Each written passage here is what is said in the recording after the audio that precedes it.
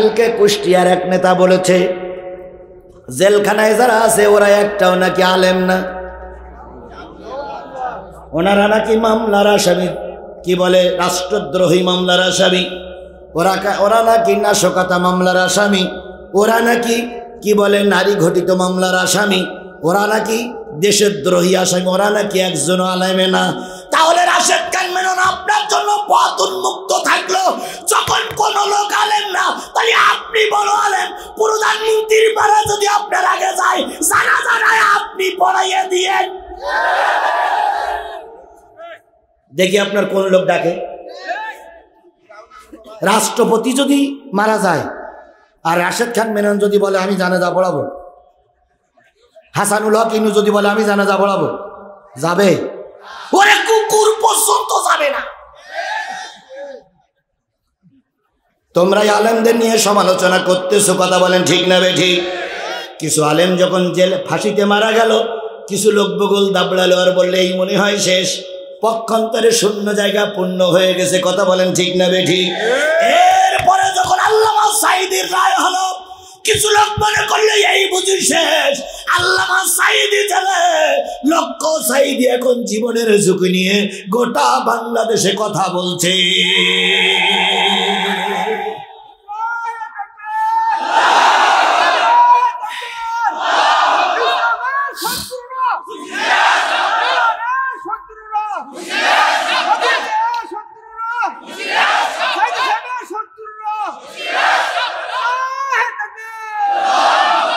আধারে ভয় পেও না, আধারে ভয় পেও না, আলো আছে আড়ালে। আধারে ভয় পেও না, আধারে ভয় পেও না, আলো আছে আড়ালে। জালিমেরা পালিয়ে যাবে তুমি রাস্তায় দাঁড়ালে, অন্ধকার দূরে যাবে তুমি রাস্তায় দাঁড়ালে। আধারে ভয় পেও না, আধারে ভয় পেও না, আলো আছে আড়ালে। জালিমেরা পালিয়ে যাবে তুমি উঠে দাঁড়ালে। আমরা এত নিষিদ্ধ ঘোষিত, বিএনপি এত কষ্টে, জামাত এত কষ্টে আছে, তারপরে কি বলে শিক্ষানীতির বিরুদ্ধে তারা মিছিল করেছে। শিক্ষানীতির বিরুদ্ধে রাজপথে ময়দানে বিভিন্ন জায়গায় তারা কথা বলছে, কথা বলেন ঠিক কানে ঠিক না বেঠি? মানুষ নাকি বানরের তৈরি, আগের হুজুর সব কথা বলে গেছেন, এই জন্য ওদিকে আমি যাচ্ছি না, শুধু এতটুকু বলি, মানুষ বানরের তৈরি এই কথা বলার পরে সব নেতারা ছোট ছোট হুজুররাও ময়দানে কথা বলছে, আপনাদের কি বলে কি হলো, আপনারা কেন কথা বলছেন না? তার মানে বোঝা গেল খোলে খোলে জালেমদের সঙ্গে আপনাদের নিশ্চয়ই কোনো সম্পর্ক তৈরি হয়েছে। গামছা কাদের খুব লম্বা লম্বা কথা বলতেন, এখন আপনার মুখ বন্ধ কেন গামছা কাদের? আর একজন আছে খেলা হবে, ইসলাম নিয়ে মানুষ কথা বলছে, ধর্ম নিয়ে কথা বলছে, ফ্রান্সে কোরআনে আগুন লাগানো হচ্ছে, তাসলিমা নাসরিন ভারতে বসে মুসলমানদের বিরুদ্ধে কথা বলছে। খেলা হবে কোথায়? আপনি কার সঙ্গে খেলা করতেছেন? আপনি কি পরের নারীর সঙ্গে খেলা করছেন না ময়দানে খেলা করতে চাচ্ছেন? যদি ময়দানে ইসলামের পক্ষে খেলা করতে চান তাহলে আপনার বক্তব্য এখন আসে না কেন? আপনি আপনার খেলোয়াড় দিয়ে রাস্তায় নামান, নামিয়ে স্পষ্ট করে বলুন ফ্রান্স তুমি ইসলামের বিরুদ্ধে কাজ করেছ, তোমার সঙ্গে কোনো সম্পর্ক নাই। তাসলিমা নাসরিন কথা বন্ধ করো, নতুবা আওয়ামী লীগ দিয়ে তোমার শাসন করা হবে। এ কথাটা আপনাদের মুখ দিয়ে আসে না কেন? আপনাদের মুখ দিয়ে শুধু আছে বিরোধী দল নিধন করার খেলাটাই আপনারা জানেন। না না না না, আমরা এখানে যারা আছে সব কোরআনওয়ালা, সব কোরআনওয়ালা। ফেরাউনের রক্তে জন্ম, ওরা একটাও এর ভিতরে নাই। যদি কেউ থাকে তাহলে ভুল ভালে ঢুকে পড়িয়েছে, আসলে একটাও ফেরাউনের রক্তের ভিতরে নাই। আল্লাহ হেদায়েত দিক না, অন্তত জিহাদির মাহফিলে থাকে না, ওগুলো অন্য মাহফিলে থাকে। কারণ আমি তো নতুন মাহফিল করতে আসি না কেন আমার ভাইয়েরা। তাহলে যে জিনিসটা বোঝাতে চাচ্ছিলাম সেটা হলো কোরআনের বিপক্ষে শক্তি কিছু লোক মনে করে অমুক মারা গেলে মনে হয় সব ঠান্ডা হয়ে যাবে। গোটা বাংলাদেশ সফর করেছি, গতকালকের আগামী ছিলের প্রোগ্রাম করেছি। আমার গোটা বাংলাদেশের উত্তর দক্ষিণ পূর্ব পশ্চিম সব সফর হয়ে গেছে আজকে বছর। এই সফরে যতটুকু বুঝেছি, যদি সঠিক নির্বাচন হয় আর যদি জনগণ তাদের পছন্দ মতন প্রার্থীরে ভোট দিতে পারে, আর যদি 18 সালের মতন দিনের ভোট রাতে না হয়, আল্লাহর কসম আগামী নির্বাচনে ডানপন্থীরাই ক্ষমতায় যাবে।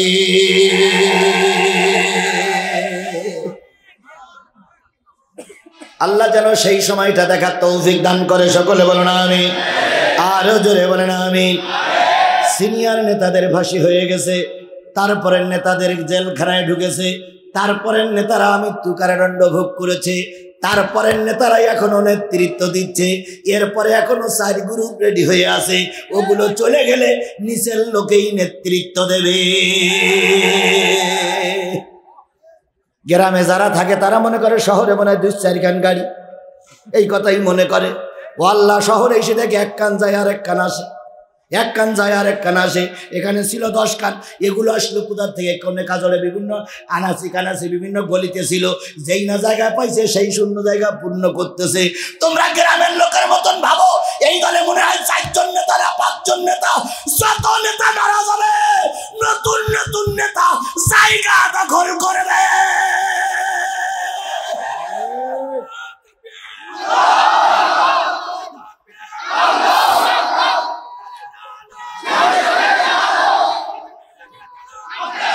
আমরা রুহানির রক্ত বগুড়ার মাটিতে দেখেছি। রুহানির উত্তরসূরিরা মনে রেখো, 1 রুহানি চলে গেছে, লক্ষ রুহানির জন্ম বগুড়ার মাটিতে জন্ম হয়েছে। আল্লাহ পাক আমাদের এই সমস্ত যুবকদেরকে কোরআনের জন্য কবুল করুক। আরো জোরে আল্লাহ তাই বললেন, যদি তোমাদের দল থেকে কেউ বেরিয়ে যায় তাহলে চিন্তা করো না, সেখানে আর একটা দল আমি ফিট করবো। ইউহিব্বুহুম ওয়া ইউহিব্বুনাহু, তারা আমাকে ভালোবাসবে, আমিও তাদের ভালোবাসবো। আজিল্লাতিন আলাল মুমিনিন আইজ্জাতিন আলাল কাফিরিন, এই লোকগুলো মুমিনের জন্য উদার থাকবে, ভালোবাসার একেবারে 100 ভালোবাসা থাকবে, আর কাফেরদের জন্য হবে তারা বড় শক্ত। দেখেন, তাই হলো মক্কা থেকে হিজরত করে যখন রাসূল মদিনায় গেলেন, মদিনায় যাদের 2টা স্ত্রী ছিল, একটা স্ত্রী তালাক দিয়ে 1 ভাইয়ের সঙ্গে বিয়ে দিল। যার 2টা ঘর ছিল, একটা ঘর ছেড়ে দিয়ে ভাইকে দিয়ে দিল। যার 2টা তরবারি ছিল, একটা তরবারি আর একজন ভাইকে দিয়ে দিল। যার 2টা বউ ছিল, একটা বউ তালাক দিয়ে আরেক বউয়ের সঙ্গে বিয়ে দিয়ে আরেক ভাইয়ের সঙ্গে বিয়ে দিয়ে দিল। যার 2টা বাহন ছিল, একটা বাহন ছেড়ে দিল আরেক ভাইকে দিয়ে দিল। এর নাম মুসলমান। তার জ্বলন্ত প্রমাণ এখানে আপনারা দেখা যাচ্ছেন। গত 3 বছরে আপনাদের হাতের টাকা দিয়ে মসজিদটা তিলে তিলে সুন্দর করে সাজানো হয়েছে। এবছর মাহফিল করে যদি কিছু টাকা থাকে, আগামী বছর এসে দেখবেন মসজিদের বাকি কাজ সম্পূর্ণ হয়ে গেছে। এর নাম হলো ভালোবাসা। কিন্তু আমার আজকে দেখতেছি মুসলমানরা মার খাচ্ছে জালেমদের, মুসলমানদের কারণে। যদি বলেন হুজুর কেমন, এতদিন পর্যন্ত সরকার মুসলমানদেরকে মারল, তোমরাই বললে আমরা রক্ত দেই না, কিন্তু একবার দেওয়া শুরু করলে আর বন্ধ হবে না। আল্লাহর ওলি পায়ে ধরে জিজ্ঞেস করি, কবে রক্ত দেওয়া শুরু করবেন আপনারা? দেশ তো সর্বনাশ হয়ে যাচ্ছে। আমরা এত নিষিদ্ধ ঘোষিত, বিএনপি এত কষ্টে, জামাত এত কষ্টে আছে, তারপরে কি বলে শিক্ষানীতির বিরুদ্ধে তারা মিছিল করেছে। শিক্ষানীতির বিরুদ্ধে রাজপথে ময়দানে বিভিন্ন জায়গায় তারা কথা বলছে। কথা বলেন ঠিক না বেঠিক? মানুষ নাকি বানরের তৈরি। আগের হুজুর সব কথা বলে গেছেন, এই জন্য ওদিকে আমি যাচ্ছি না, শুধু এতটুকু বলি, মানুষ বানরের তৈরি। এই কথা বলার পরে সব নেতারা, ছোট ছোট হুজুররাও ময়দানে কথা বলছে। আপনাদের কি বলে, কি হলো? আপনারা কেন কথা বলছেন না? তার মানে বোঝা গেল খোলে খোলে জালেমদের সঙ্গে আপনাদের নিশ্চয়ই কোনো সম্পর্ক তৈরি হয়েছে। গামছা কাদের খুব লম্বা লম্বা কথা বলতেন, এখন আপনার মুখ বন্ধ কেন গামছা কাঁধে? আর একজন আছে খেলা হবে। ইসলাম নিয়ে মানুষ কথা বলছে, ধর্ম নিয়ে কথা বলছে, ফ্রান্সে কোরআনে আগুন লাগানো হচ্ছে, তাসলিমা নাসরিন ভারতে বসে মুসলমানদের বিরুদ্ধে কথা বলছে। খেলা হবে কোথায়? আপনি কার সঙ্গে খেলা করতেছেন? আপনি কি পরের নারীর সঙ্গে খেলা করছেন না ময়দানে খেলা করতে চাচ্ছেন? যদি ময়দানে ইসলামের পক্ষে খেলা করতে চান তাহলে আপনার বক্তব্য এখন আসে না কেন? আপনি আপনার খেলোয়াড় দিয়ে রাস্তায় নামান, নামিয়ে স্পষ্ট করে বলুন, ফ্রান্স তুমি ইসলামের বিরুদ্ধে কাজ করেছো, তোমার সঙ্গে কোনো সম্পর্ক নাই। তাসলিমা নাসরিন কথা বন্ধ করো, নতুবা আওয়ামী লীগ দিয়ে তোমার শাসন করা হবে। এ কথাটা আপনাদের মুখ দিয়ে আসে না কেন? আপনাদের মুখ দিয়ে শুধু আছে বিরোধী দল নিধন করার খেলাটাই আপনারা জানেন। আমার জীবনে 50 বছর বয়সে আমি যা দেখেছি, সারা জীবন দেখেছি বিরোধী দলের নেতা কর্মীরাই হরতাল ডাকে, এটা আমার জীবনে দেখা। কিন্তু সরকার হরতাল ডাকে এটা আমি আমার জীবনে দেখিনি। কিন্তু এবছর বিএনপির সমাবেশের জন্য আপনারাই অঘোষিত হরতাল করে বিএনপির সমাবেশ বন্ধ করতে চেয়েছিলেন, কিন্তু খোলে খোলে সমাবেশ ঠিকই হয়ে গেছে। আপনাদের চোখ এখন বড় হয়ে গেছে। হায় হায় হায়, গাড়ি বন্ধ, ঘোড়া বন্ধ, বিমান বন্ধ, ট্রেন বন্ধ, রেল বন্ধ, তারপরে এত লোক আসলো কি করে কি করে।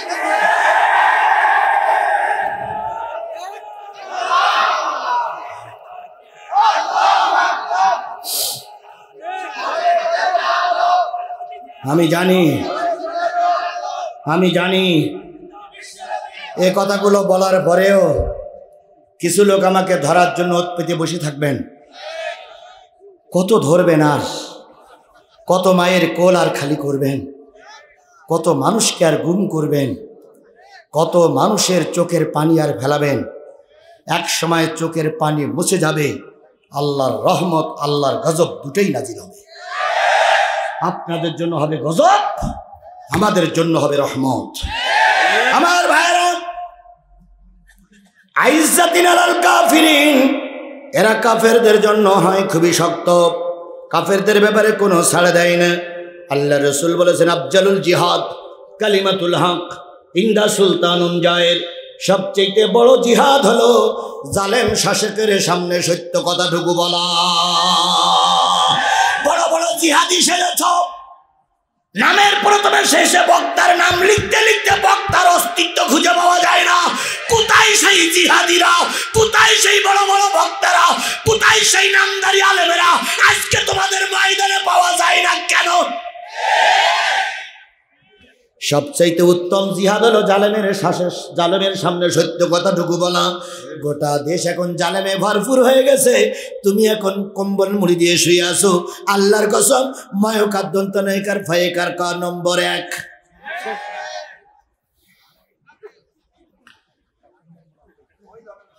এবার আসুন, এই আয়াতটা যখন নাজিল হলো, কিছু সাহাবীরা রসুলের কাছে বলেন, ইয়া রাসূলুল্লাহ, অনেক কিছু ছিল, কিন্তু যেই না কালেমা পড়েছি সব শূন্য হয়ে গেছে। ইহুদি বন্ধু ছিল, বন্ধু নাই। ব্যবসা ছিল, ব্যবসা নাই। তারপরে কি, বাগান ছিল, বাগান নাই। টাকা ছিল, টাকা নাই। যে বন্ধু আমার একসাথে খাওয়া না হইলে খোঁজ দিত, সেই বন্ধু এখন আর নাই।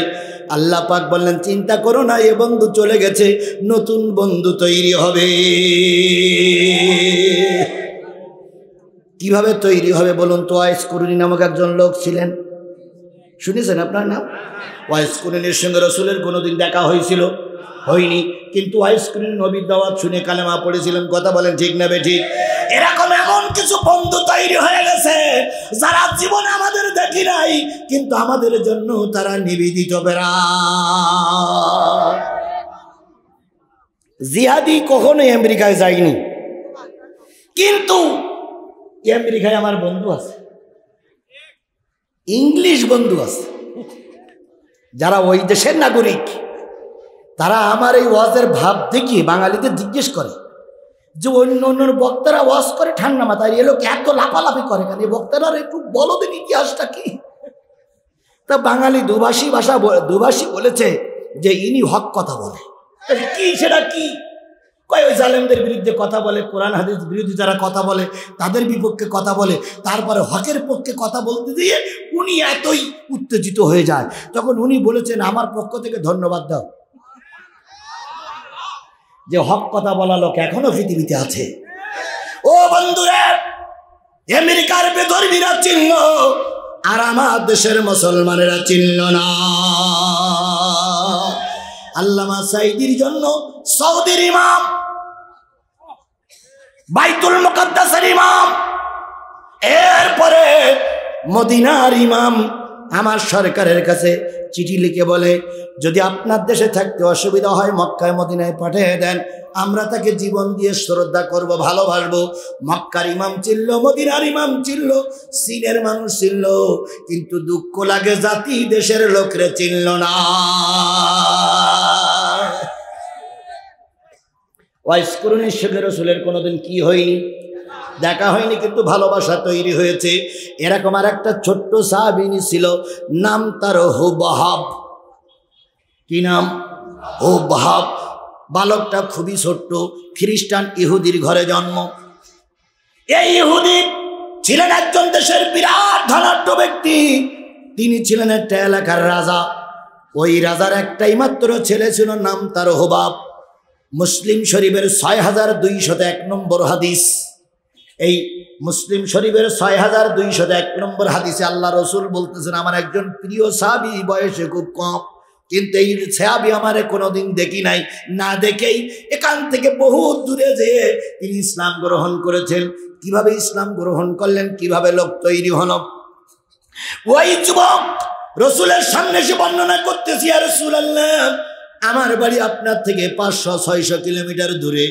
আমি একদিন খেয়াল করলাম, বাবা আমার সব বই পড়ায়, বাবা আমার সব ধর্মের গল্প করায়, কিন্তু উপরে একটা বই আছে, ওই বইটা আমার পড়ায় না। উপরে একটা বই আছে, ওই বইটা আমার দেখায় না। উপরে একটা কৌটা আছে, কৌটাটা আমার দেখায় না। আমি একদিন যুবক কৌতূহলে জিজ্ঞেস করলাম, বাবা ওই কৌটার ভিতরে তোমার কি লেখা আছে? বাবা মিসকে হাসি দিয়ে আমার জড়াই ধরে বললেন, ওই কৌটার ভিতরে একজন মহামানবের নাম লেখা আছে রে বাবা। তবে একটা জিনিস মনে রেখো, ওই লোকটা যখন ধর্ম প্রচার করবে, পৃথিবীতে কারোর ধর্ম টেকবে না। ওই লোকটার নাম কি? ওই মহামানবের নাম কি? বালক জিজ্ঞেস করলেন, বাবা জালবিব, তার বাবার নাম ছিল জালবিব, খ্রিস্টান পাদ্রী। তিনি বললেন, ওই লোকটা হলো শেখ জামানার পয়গম্বর। তিনি যখন এসে ধর্মের কথা বলবেন, তখন আমাদের ইহুদি খ্রিস্টানদের কারো ধর্ম আর টেকবে না। যুবকের কৌতূহল হলো, যেভাবেই হোক ওই কাগজটা আমার পড়া লাগবে, যেভাবে হোক ওই মহামানবের চরিত্র আমার জানা লাগবে। আজকে যত ইসলামের বিরুদ্ধে কথা হচ্ছে, তত ইহুদি খ্রিস্টানরা মুসলমান হচ্ছে। বিশ্বকাপ খেলা হয়ে গেল। বিশ্বকাপ খেলায় আমি যতটুকু শুনেছি, ১,০০০-এর বেশি ন্যাংটা মেয়ে লোক বোরকা কিনে বাড়ি গেছে। এসেছিলেন হাফ প্যান্ট পরি, হাফ গেঞ্জি গায়ে দে, মুসলমানদের কৃষ্টি কালচার দেখে নিজেকে ঢাকার জন্য ১,০০০ বোরকা পরা মহিলা উঠেছে বিমানে। বিমানের টিকিট দেখে বিমান কর্তৃপক্ষ হিমশিম খেয়েছে যে গেলেন ন্যাংটা হয়ে, এখন বোরকা পরা কেন? ওই নারীরা বলেছে, আসলাম ন্যাংটা হয়ে, এখানকার মুসলমানদের কালচার দেখে বুঝেছি মুসলমানদের কালচারের উপরে কোনো কালচার নাই। ইহুদি খ্রিস্টানরা আমাদের ইতিহাস শুনে মুসলমান হয়, আর আমাদের দেশের মুসলমানেরা বোরকা সহ্য করতে পারে না। আমাদের দেশের মুসলমানেরা নামাজ সহ্য করতে পারে না। কথা বলেন ঠিক না বেঠিক? পৃথিবীতে কোনো বৈজ্ঞানিক বলেনি যে বানর থেকে মানুষ সৃষ্টি হয়েছে। আমাদের দেশের একদল বানরের বাচ্চা, এরা জঙ্গলে জন্ম, এদের বাইরে জন্ম না, এদের জঙ্গলেই জন্ম। বন জঙ্গলে জন্ম হয় যে যার, তার সে ভালো না খারাপ? এরা খারাপ রক্তে জন্ম। মুসলমানদের জন্ম কোথায়? জান্নাতে। আমার আদম সর্বপ্রথম কোথার থেকে আসছিল? হাওয়া কোথার থেকে আসছিল? আমাদের মূল বাড়ি জান্নাতে, আর তোমাদের মূল বাড়ি হলো জঙ্গলে। জঙ্গলের বাচ্চা জঙ্গলিয়ে আমাদেরকে বলতেছে আমরা বানর থেকে আসছি। কোরআন শরীফে একটা জিনিস পাওয়া যায়, সেটা হলো দাউদ আলাইহিস সালামের জামানায় মানুষ বানর হয়েছিল। মানুষের দাউদ আলাইহিস সালাম অভিশাপ দেওয়ার কারণে আল্লাহর অভিশাপে কি হয়েছিল? বানর হয়েছিল। কিন্তু বানর থেকে মানুষ হয়েছে পৃথিবীর ইতিহাসে কোথাও পাওয়া যায় না, কোনো ধর্মে নাই। আর এই বানরের বাচ্চাগুলো আল্লাহ বলেন উলাইকা কাল আনাম, এরা হলো 4 পিয়ে জানোয়ারের চেয়ে আরো খারাপ। এরা বানরের চেয়ে খারাপ, কুকুরের চেয়ে খারাপ, শুকুরের চেয়ে খারাপ, বরং এর চেয়ে আরো নিকৃষ্ট। এই জানোয়ার মার্কা লোকগুলাই আমাদেরকে বানরের বাচ্চা বানাচ্ছে। আমাদের কোমলমতি ছাত্রদের শেখাচ্ছে আমরা নাকি বানর থেকে তৈরি হয়েছে। শুনেছি নাকি পরিবর্তন করার জন্য চেষ্টা করা হচ্ছে। মাননীয় প্রধানমন্ত্রীকে বলি, যত বই বাজারে আসে আপনাকে না পড়াই বাজারে আনা হয় না। শিক্ষামন্ত্রীর বলি, আপনি বলেন আমি মুসলমান, আপনি বইটা A to Z পর্যবেক্ষণ না করে বাজারে ছাড়েননি। শিক্ষা মন্ত্রণালয়ে যিনি সচিব আছেন তাকে বলি, আপনিও ওইটা জাস্টিফাই না করে বাজারে ছাড়েননি। এখন নিশিম মজুমদার আর একটা কেনা জাফর ইকবালের দোষ দেন কেন? ওরা তো আমাদের সমাজে ফিতনা সৃষ্টি করবে। আপনারা ঘুমাইয়েছিলেন কেন? যদি ঘুমাই থাকার কারণে না জাফর ইকবালটা সুযোগ পেয়ে যায়, 1 ঘন্টার ভিতরে আপনাদের পদত্যাগ করা উচিত। জাতি আপনাদের পদত্যাগ দেখতে চায়। আপনাদের মতন এইরকম কি বলে না জানা অজানা এরকম অবহেলাকারী লোকদের ওই শিক্ষা মন্ত্রণালয়ের সচিব, শিক্ষামন্ত্রী আপনাদের না থাকাই ভালো। ওখানে একজন কৃষকের দেন, তাও ভালো হবে। আমাদের দেশের একটা কালচার আছে, যে ব্যক্তি যে ব্যাপারে পারদর্শী না তারে সেই ব্যাপারে মন্ত্রী বানানো হয়। যে ব্যক্তি জীবনে কোনোদিন হাল চাষ করেনি সেই তো হয় কৃষি মন্ত্রী। যে ব্যক্তি কোনোদিন ডাক্তারি মেডিকেল সায়েন্স করেনি উনি হয় স্বাস্থ্যমন্ত্রী। এই যে বর্তমান শিক্ষামন্ত্রী, উনি জীবনে কোনোদিন এ ব্যাপারে অভিজ্ঞতা নেই, তারে কেন শিক্ষামন্ত্রী বানাতে হবে? আপনি একজন ডাক্তার মানুষ, চিকিৎসা দেন আপনি শিক্ষামন্ত্রীর কি বোঝেন আপনি? আবার উনি বলতেছে আমি কোনো কিছু দেখতেছি না যে এর ভিতরে ইসলাম বিরোধী আছে। আপনি ইসলামের কি বোঝে? আল্লাহরে ভগবান বললেও আপনার কোনো গায়ে লাগে না, কারণ আপনারা মনে করেন আল্লাহ যা ভগবানও তাই। বলেন তো ইসলামের ইতিহাসে আল্লাহ যা ভগবান কি তাই? জোরে বলেন তাই। আপনাদের কাছে হতে পারে যে বিয়ের আগেও বাপও যা, বিয়ের পরেও বাপও তাই। বিয়ের আগে যিনি হয় উনিও বাবা যেমন, বিয়ের পরেও উনি হয় যেমন বাবা। ওইভাবে আপনারা মানতে পারেন, আমরা মানতে পারি না। এই জন্য হাইকোর্টে আরেকটা রায় হয়ে গেছে, শুনেছেন আপনারা? সেটা হলো কোনো অবৈধ সন্তান যদি দুনিয়ার মুখ দেখে বাপ ছাড়া, তাহলে সে মায়ের পরিচয় বড় হবে। এতে করে আপনারা অবৈধ সন্তান হওয়ার যে রায় দিয়েছে আর এই রায়ের পক্ষে যারা দালালি করেছে ওদের রক্তগুলো পরীক্ষা করা দরকার। তা না হলে এরা অবৈধের পক্ষে আপনি রায় দেন কেন? যেখানে আলেম ওলামাদের পক্ষে রায় দিতে আপনার হাত কাঁপে, সেখানে অবৈধ সন্তানদের পক্ষে আপনি রায় দেবেন কেন? আমির হামজা 33 বার জামিন দেওয়া হয়েছে, 33 বারই বলেছেন জামিন দেওয়া অসম্ভব। কেন? উপরের নির্দেশ আছে, লাল কালি দেওয়া আছে। লাল কালি দেওয়ার কারণে 33 বার আপনি জামিন দিতে পারলেন না।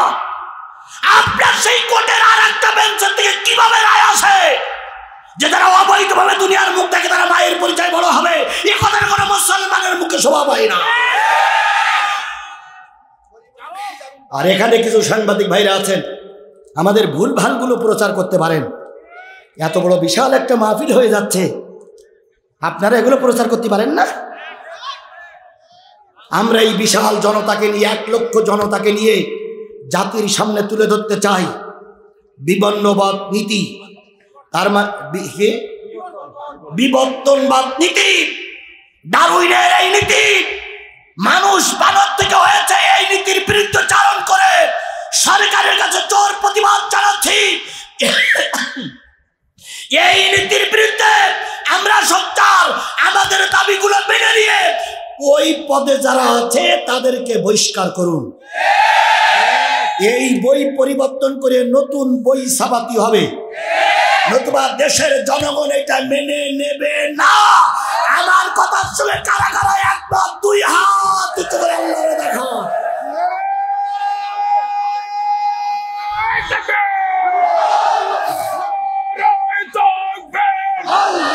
আল্লাহ এই হাতগুলোরে কবুল করে নিন।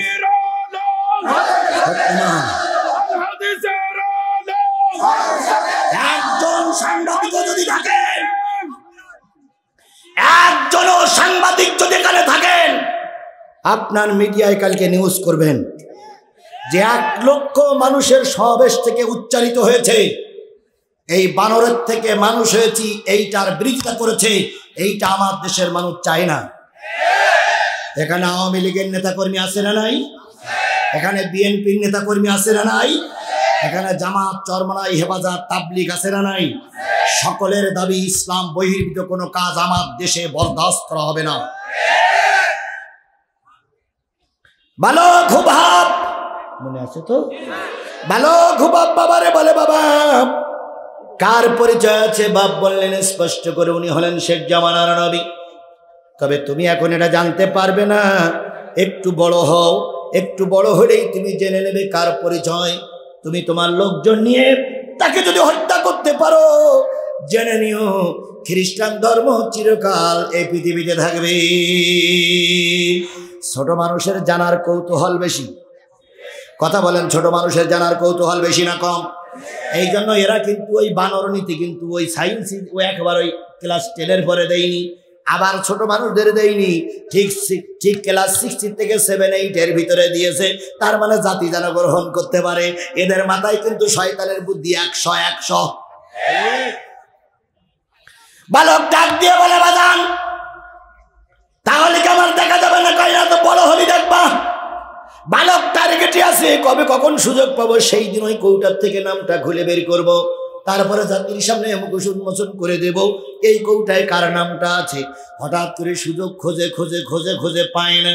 বাবা মা দুইজনের অভ্যাস হচ্ছে মদ খাওয়া অথবা গাঁজা টানা অথবা একটু নেশা করা, কিন্তু ছেলের সামনে করে না।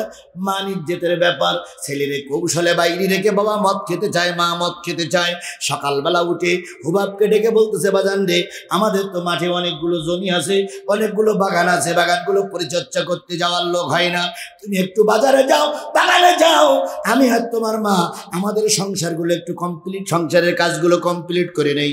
হুবাব বালক ঘোড়াশালার থেকে একটা ঘোড়া নিলেন, চলে গেলেন। ঘোড়াশালার থেকে একটা ঘোড়া নিয়ে চলে গেলেন তিনি কি বলে নিজের এলাকার নিজের বাগান পরিদর্শনের জন্য, বাগান পরিচর্যার জন্য। ইতিমধ্যে বাবা আর মা দুইজন ঘুম থেকে জেগে গিন্নিরে ডাক দিয়ে বলে, গিন্নি এই তো সুযোগ মদ টানার, মদের বোতল নিয়ে এসে একটু আনন্দ করে খাই। বলুন তো মদ খাওয়া ভালো না খারাপ? আরো জোরে বলেন। ইয়া আইয়ুহাল্লাযীনা আমানু ইন্নামাল খামরু ওয়াল মাইসির ওয়াল আনসাবু ওয়াল আজলামু রিজসুম মিন আমালিশ শায়তান। হে ঈমানদারেরা জেনে রেখো, 4টে কাজ হলো শয়তানের নিকৃষ্টতম কাজ। কয়টা? ইয়া আইয়ুহাল্লাযীনা আমানু ইন্নামাল খামরু, নিশ্চয়ই মদ, জুয়া আর মূর্তি, আর হলো লটারি। এই 4টে কাজ। সব তো শয়তানের আরো কাজ আছে, কিন্তু এই 4টে কাজ হলো শয়তানের নিকৃষ্টতম কাজ। কি খাওয়া? মদ খাওয়া, জুয়া খেলা আর মূর্তি নির্মাণ করা, লটারি খেলা। এ কাজগুলো সব কার কাজ? শয়তানের কাজ। এ কাজগুলো কি আমাদের সমাজে চলে? জোরে বলেন চলে। আরো জোরে বলেন চলে। আপনারা মদের বিরুদ্ধে ওয়াজ করেন, এই শিবপার কয় সমাজ সর্বনাশ হয়ে যাচ্ছে। সমাজ রক্ষা করার জন্য এখন মদের বিরুদ্ধে আপনাদের সোচ্চার হতে হবে, অথচ আপনি মদ খান। আমাদের দেশের একজন বড় মন্ত্রী, চোখওয়ালা মন্ত্রী, ইয়া বড় বড় চোখ, এই চোখওয়ালা মন্ত্রী একসময় মঞ্চে বসে সিগারেট খেয়েছিলেন। তো সিগারেট খাওয়ার পর সাংবাদিকরা জিজ্ঞেস করলো, আপনি মঞ্চে বসে ওপেনলি ধূমপান করলেন আর আপনি ধূমপানের বিরুদ্ধে কথা বলেন। কয় ভাই রে, এটা তো আসলে ঠিক হয়নি। আমার যখন নেশা সেগিয়ে যা, তখন আমি আর ব্যালেন্স ঠিক রাখতে পারি না। প্রধানমন্ত্রীর বলি, অনেক আইন তৈরি হচ্ছে, আপনি জাতীয় সংসদের একটা আইন তৈরি করুন, জাতীয় সংসদের যারা সদস্য পদে নির্বাচন করবে সবাইকে মাদক মুক্ত হওয়া লাগবে। কোন এমপি সিগারেট পিড়ে খাইতে পারবে না, কোন মন্ত্রী সিগারেট খাইতে পারবে না, কোন মন্ত্রী নেশা করতে পারবে না। প্রার্থী খুঁজে পাবে না, এটাই ঠিক। যদি বলেন প্রমাণ, এই যে উপনির্বাচন হচ্ছে, উপনির্বাচনে কি বলে, চাঁপাইনবাবগঞ্জ থেকে এক প্রার্থীর নির্বাচন করা হয়েছিল, মাহিয়া মাহি। তিনি ছিলেন টাকলা মুরাদের কল গার্লস, পরকীয়া প্রেমিক। টাকলা মুরাদ বিয়ের আগে অনেকবার তাকে ব্যবহার করেছে, তিনি সেটা স্বীকারও করেছে। বাংলাদেশ আওয়ামী লীগ নৌকার প্রার্থী কি এতই শূন্য হয়ে গেল? নৌকার প্রার্থীকে আর কাউকে খুঁজে পালেন না।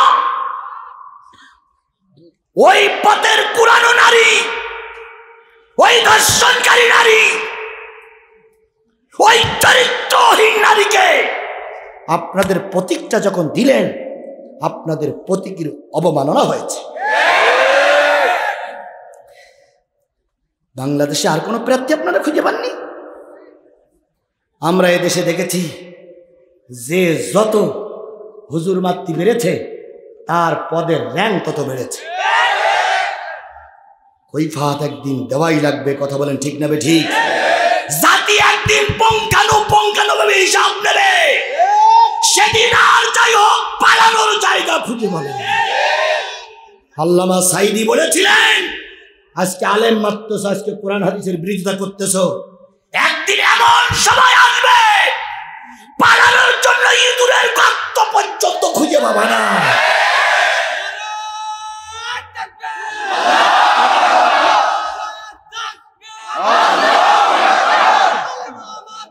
আমার ভাইরা, ভালো খুব ভাব, ভালো খুব ভাব, টার্গেটে নিল। আল্লাহ পাক বলেছেন, মদ খাওয়া কার কাজ, জুয়া খেলা কার কাজ, মূর্তি নির্মাণ করা কার কাজ, লটারি খেলা কার কাজ? এগুলো কি আমার দেশে আছে না নাই? যারা এগুলো কাজ করতেছ, তারা শয়তানের কাজই করতেছ। নামাজে বলে আসলে ইয়াকা নাবুদু ওয়া ইয়াকা নাস্তাইন, তোমারই গোলামি করে তোমাদের সাহায্য চাই, আবার বাইরে বেশে তোমরা মূর্তি নির্মাণ করার পক্ষে দালালি করতেছো। নিঃসন্দেহ কোরআনের ভাষায় তোমরা শয়তানের কাজ করছো। আমার ভাইয়েরা, মদ টেনে এবার বেহুশ হয়ে গেছে। হুবহাব এবার ঘুরে এসে চিন্তা করতেছে, বাবা আর মা যখন বেহুশ, এই ফাঁকেই দেখি তো ওই কৌটার ভিতরে কার নামটা লেখা আছে। কৌটার ভিতর থেকে হুবাব বলেন, রসুলের সঙ্গে যখন সাক্ষাৎকার হলো, হুবাব বলতেছি, ইয়া রাসূলুল্লাহ, বড় মহাব্বত করে কৌটার মুখটা খুললাম, অনেক কষ্ট করে খুলে। খোলার সাথে সাথে ওই কৌটার ভিতর থেকে একটা সুগন্ধ আমার নাকে এসেছে। এত সুগন্ধ আমি আর কখনো নাকে শুকি নাই। আমি চিন্তা করলাম, নামে যদি এতই সুগন্ধ থাকে, কাজে তালি না কত সুগন্ধ আছে। আমি ওর ভিতর থেকে একটা সাদা কাগজ বাহির করলাম, ওই কাগজে লেখা আছে লা ইলাহা ইল্লাল্লাহ মুহাম্মাদুর রাসূলুল্লাহ, লা ইলাহা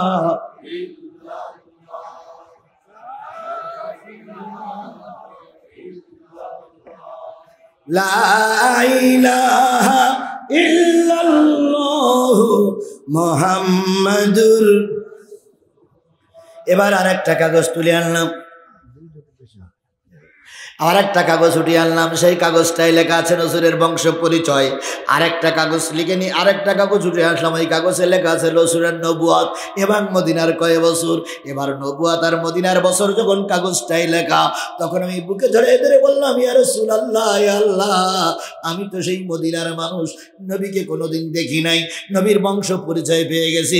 ও আমার রব, আমি তো নবীর দলে কোনোদিন যাই নাই, আমি দূরে আছি। ও আমার রব, নবীর সঙ্গে সাক্ষাৎ না করে আমার মৃত্যু দিও না।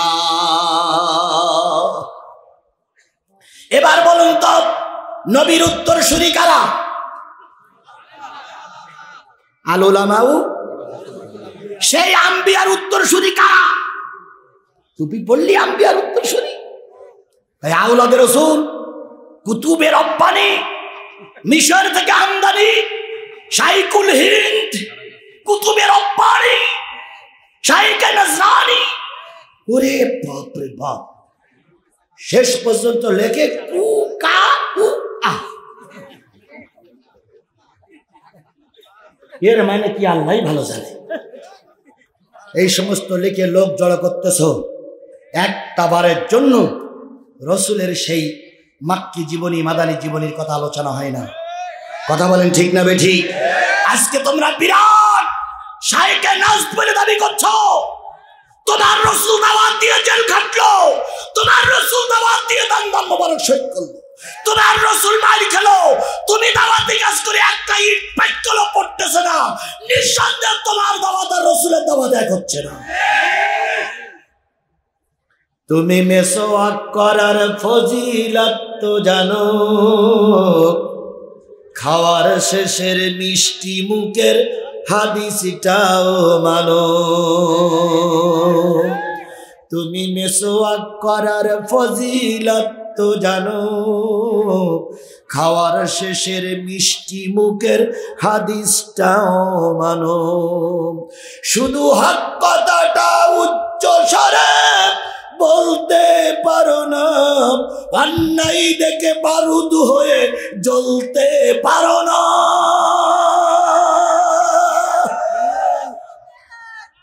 কেমন মুসলমান তুমি একটু বলো না, কেমন তোমার ঈমান একটু ভাবো না। তুমি মিসওয়াক করার ফজিলত তো জানো, মিষ্টি মুখের খাওয়ার শেষে মিষ্টি মুখের হাদিসটাও মানো। আল্লাহ বোঝার তৌফিক দিক। আরো জোরে। কষ্ট হচ্ছে? চলবে, চলবে, চলবে। কতক্ষণ? সারা জীবন, মৃত্যু পর্যন্ত, সারা রাত চলবে না। আমি নির্ধারিত সময় নিয়ে এসেছি, দেখেছেন আপনারা। আমি সাধারণত ছোট্ট করে কথা বলতে পারি না, আমার সব কথাগুলো জোরে বলতে হয়। আর সিলেটের সফরে আমার ওই এলাকার আবহাওয়ার সঙ্গে মিলাতে পারিনি, 3-4 দিন সফর ছিল, যার কারণে গলার পর একটু চাপ পড়েছে। তারপর আল্লাহ পাক আজকে যে কথা বলাচ্ছে, এটা আলহামদুলিল্লাহ। এখন আপনারা কি আমাকে ফেলাই রেখে চলে যাবেন? আল্লাহু আকবার। আমি খুশি, আমার আল্লাহও খুশি। একটা জিনিস মনে রাখবেন, 3 ব্যক্তির দোয়া আল্লাহ ফিরাই দেয় না। তার ভিতরে 1 নম্বর হচ্ছে মুসাফির, 2 নম্বর মাজলুম। আমি মুসাফির, এর ভিতরে কোনো সন্দেহ নাই, সপ্তাহের পরে সপ্তাহ বাড়ি ছাড়া। 2 নম্বর মাজলুম, আমি যে কত বড় জুলুমের শিকার একমাত্র আল্লাহ ছাড়া আর কেউ জানে না। চারিদিকে আমার শত্রু, উপরে শত্রু, নিচে শত্রু, ডাইনে শত্রু, বামে শত্রু, সামনে শত্রু, পিছনে শত্রু। ওর ভিতর থেকে মালিক দয়া করে আমাকে এখনো বাঁচাই রেখেছে। এই জন্য আমি মাজলুম, আমি মাজলুম, আমি জুলুমের শিকার। বাংলাদেশের যতগুলো বক্তা আছে, দূরবীন দিয়ে যাচাই বাছাই করে দেখবেন, আপনারা আমার অগোচরে, আপনারা আমার অগোচরে, আমি যখন এলাকায় থাকবো না, একটু কষ্ট হলেও আমার এলাকা সফর করে আসেন। সফর করে এসে আপনি একটু যাচাই বাছাই করে আসেন, জিহাদি কথায় যা বলে কাজে তাই করে কিনা, জিহাদির কথায় কাজে মিল আছে কিনা, একটু যাচাই বাছাই করে আসবেন। তাহলে আমি মাজলুম, আমি মুসাফির। 2টো দোয়া আমি আপনাদের নিয়ে হাজির হয়েছি। পিতামাতার জন্য দোয়া কবুল হয়, পিতামাতা সন্তানের জন্য দোয়া কবুল হয়। আমার এই কলেজার টুকরা সন্তানগুলোরে ওরা অন্যায়ভাবে জেল খাটিয়েছে, আমার ছোট্ট মেয়েটার ওরা বল খেলার মতো লাথি মেরে 10 হাত দূরে ফেলাই দিয়েছিল। মেয়েটার মাথা ফেটে যখন রক্ত বাহির হচ্ছিল, ওই মেয়েটাই ওদের পায়ে জড়িয়ে ধরে বলেছিল, কাকু আমার আব্বু সারাদিন রোজা, ইফতারি করতে বসেছে, দয়া করে ইফতারিটা করতে দেন। ওরা সেদিন আমাদের কথা শুনিনি। আমার পরিবার থেকে প্রতিদিন তাহাজ্জুদের নামাজ হয়। আমার স্ত্রী 12টা 1টা বাজলে উজু করে তাহাজ্জুদের যায় নামাজে বসে আমাদের জন্য দোয়া করে। এই এই এই সুবিধা বঞ্চিত এই মাজলুম পরিবারের লোকটি আমি। আজকে আপনাদের এই লক্ষাধিক জনতা নিয়ে দোয়া করলে আমার বিশ্বাস মালিক আমাদের দোয়া ফিরাই দেবে না। এই জন্য আজকে শেষ মোনাজাত না করে আমরা কেউ যাব না ইনশাআল্লাহ। আজকে সবার জন্য দোয়া হবে ইনশাআল্লাহ, আল্লাহ কবুল করুক। তবে আমি কিন্তু এখনো আশা ছেড়ে দেই নাই। আমি একটা জোর করে যে জিনিসটা বলেছি সেটা হলো আর একটা এসির ব্যবস্থা আমাদের এই কাফেলার থেকে হবে। এটা কিন্তু আমি এখনো আশা ছেড়ে দেই নাই। আজকে দোয়া কবুল হবে। এই দোয়ায় আপনার ক্যান্সার বা আপনি কোটি টাকার মালিক, কিন্তু ওর চাইতে একটা দোয়ার দাম কিন্তু অনেক বেশি। এই জন্য আপনার পক্ষ থেকে একটা চিরকুট আমার কাছে আসবে যে হুজুর দোয়া করেন রমজানের আগে আমি একটা এসে এই মসজিদে দেবো, এরকম একটা চিরকুট, এরকম একটা চিঠি আমার কাছে আসবে। আমি এখনো আশাবাদী, আমি এখনো আশাবাদী, আমি এখনো আশাবাদী। আমার ভাইয়েরা, বালক ভাব সব নাম পরিচয় যখন দেখতেছিলেন, মহব্বতের সহিত যখন খুঁজতেছিলেন, তখন মার প্রথম ডিরেকশন নষ্ট হয়ে গেল। মা যে দেখে বাবা মদ খেয়ে পড়ে আছে আর ছেলে এদিক পড়ে আছে। এবার মা ছেলের মাথার কাছে যেয়ে বলতেছে, বাজান তুমিও মদ খেয়েছো নাকি? ছেলে তখন বলতেছে, বাপ তোমরা দুইজন বেহুশ হয়েছো মদের অ্যাকশনে, আর আমি বেহুশ হয়েছি আমার নবীর অ্যাকশনে। এই ধরাতে যে দরদি নবীর প্রেমে কাঁদে না, রোজা সুরে ভাইজান তারা নবীর দেখা পাবে না। কুলিন কুনতুম তুহিব্বুন আল্লাহ ফাত্তাবিউনি ইউহিব্বুকুমুল্লাহ ওয়া ইয়াগফির লাকুম যুনুবাকুম ওয়াল্লাহু গফুরুর রহিম। হাদিসে যান, লা ইউমিনু আহাদুকুম হাত্তা আকুনা হাব্বা ইলাইহি মিন ওয়ালিদিহি ওয়া ওয়ালাদিহি ওয়ান নাসি আজমাইন। ততক্ষণ পর্যন্ত কেউ মুমিন হতে পারবে না যতক্ষণ পিতা মাতা ভাই বোন আত্মীয় স্বজন পাড়া প্রতিবেশী বউ বাচ্চা নেতা নেত্রী সকলের চাইতে নবীর ভালোবাসা বেশি না হবে, ততক্ষণ পর্যন্ত ঈমান আনতে পারবে না, মুমিন হতে পারবে না। আমি রাসূলের প্রেমে পাগল হয়েছি। মা চিন্তা করলো বাবারে উঠাই নিয়ে আসি। বাবাকে যে কোনো কায়দায় সতর্ক করে ছেলের সামনে নিয়ে আসলো। ছেলের মাথার কাছে বসার পরে ছেলে যখন হুঁশ ফিরে আসলো, বাবা জালবিব জিজ্ঞেস করলেন, বেহুশ হয়েছে কেন? কয় নবীর প্রেমে। কয় ওই নবীকে তো ছাড়তে বলেছিলাম, তুমি নবীকে কিভাবে খুঁজে পেলে? কয় তোমরা দুইজন যখন মদের অ্যাকশনে ছিলে, আমি ওই কাপড়টা, আমি ওই কৌটাটা পায়ে পেড়ের নিচে নেমে এসেছি, ওর থেকে আমি নামধাম খুঁজে পেয়েছি। এবার মা একবার চড়ায়, মা একবার মারে, বাবা একবার মারে। বাবার মায়ের যখন বেশি হতে লাগলো, মা তখন চিন্তা করলো বাবা এখন উত্তেজিত হয়েছে, নেতা ছাড়া উত্তেজনা থামবে না। ওই সমাজের ওই দলের, ওরা যে দল করে সেই দলের নেতা ছিল কাব ইবনে আশরাফ। কি নাম? কাব ইবনে আশরাফ। উনি ছিলেন একজন দাঙ্গাবাজ কবি। যত রাসূলের বিরুদ্ধে কথা বলতে পারত ইহুদিরা ততই তারে পুরস্কার করত, পুরস্কার দিত। উনি ছিলেন রাসূলের বিরুদ্ধে একজন নাম করা কবি।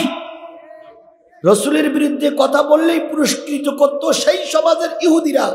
আর আজকে আলেমদের বিরুদ্ধে কথা বললেই যারা তাদের পুরস্কৃত করে এরা সবগুলো ইহুদির দালা।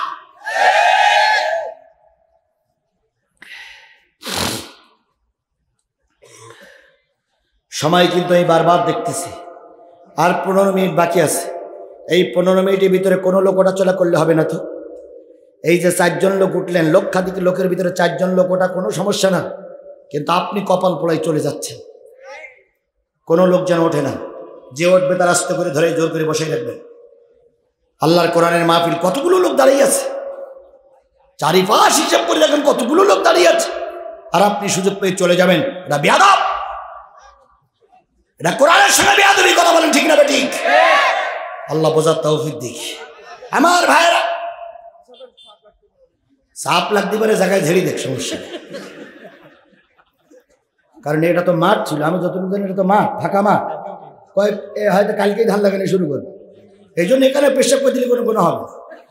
পেশাব করবেন না মসজিদে, ইটা এগুলো বেঁচে যাবেন, এখানে ছেড়ে দেন। তাই